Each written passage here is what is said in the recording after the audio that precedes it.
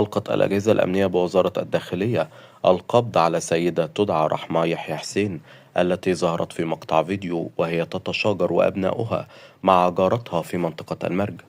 وظهرت السيدة في مقطع فيديو لم يتجاوز مدته 20 ثانية تقول فيه لجارتها: صوري براحتك، أنا ما بيهمنيش الحكومة. وقامت بسب الحكومة بلفظ غير لائق، حيث حاول المتواجدين في الشارع إقصاءها لكنها وصلت الألفاظ.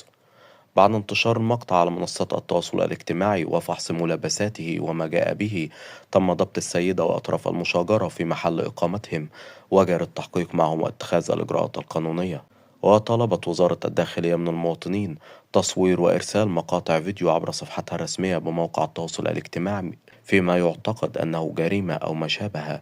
وأعطت تلك الفيديوهات المصورة شرعية قانونية، حيث لا يتم أخذ إذن من النيابة مسبق للتصوير لإضافة شرعية قانونية.